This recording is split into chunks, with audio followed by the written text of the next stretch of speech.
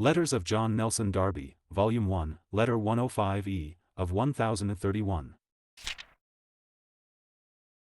P204, J. E. Batten, Beloved brother, few, I should trust, have a larger spirit than myself, or are more disposed to leave the fullest liberty of conscience.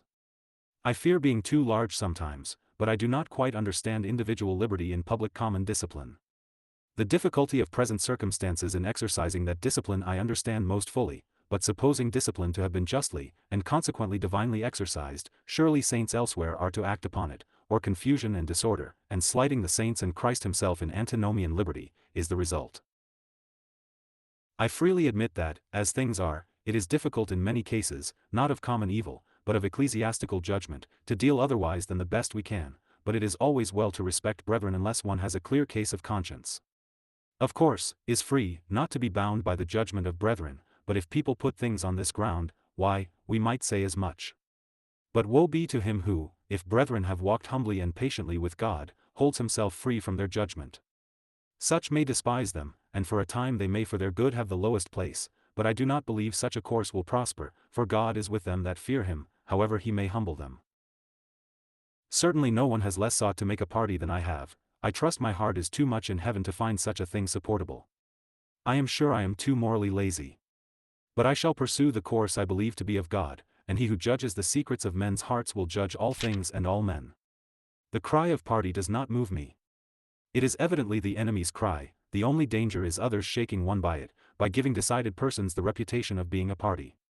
But I am not afraid of the enemy, though I would be on my guard against him. I see looseness is an easy road, but I prefer following Christ. And I see very clearly here that gentlefolks who want an easy birth would prefer Bethesda for unholy reasons. Perhaps God in the present state of the church would give them an easy path, halfway with the world. They have their own cross there for their class, and they are not capable of more. Christ preferred the poor, ever since I have been converted so have I. Let those who like society better have it.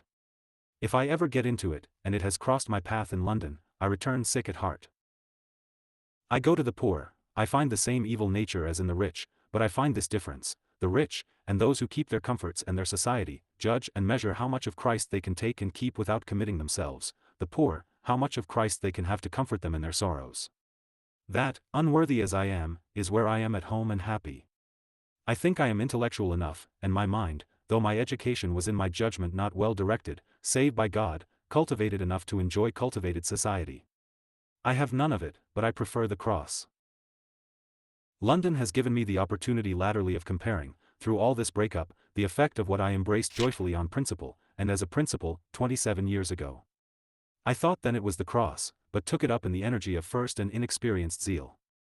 I have had the opportunity of weighing it by experience. And when, perhaps in the most trying way, I have found it to be the cross, and with the additional difficulties arising from my own failure, and poor, feeble, and with little wisdom to know how to walk in it, I accept it still. I am sure more faith might walk more powerfully in this path, but the path is the right one. There I walk with God's help. I have seen many swerve and seek ease, I have seen my own failure and feebleness in it, but the path is Christ's, and I desire to walk there still. I did not enter into this path for its success, but for its truth, because I believed it Christ's. I walk in it still for the same reason.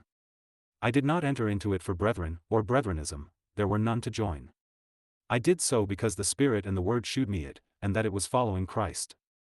It has not ceased to be so, and now that many have left for a broader, and I think more worldly one, I still prefer the narrow one. I did not choose it for them, I do not leave it because they have left it. Faith may be more exercised, the faults of others and my own may have made it more difficult to walk in it, and it is so, but have not altered it. When I left Ebrington Street, I thought myself alone.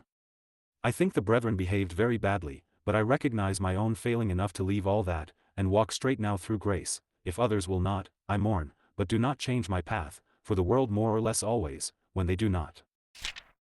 I endeavor, and earnestly desire, to shew grace and largeness of heart to those I think even wrong. I do not deny that in the conduct of the affair, the failure of judgment as I think of others, has made my own path much more difficult, but I cast all this on God, and go on looking to him. The result is in his hands. If alone, if he grant union, it will be my heart's joy, but at any rate faithfulness, and his favor and approbation. This is my answer to these things. Ever affectionately yours.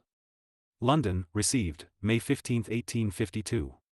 51105 E.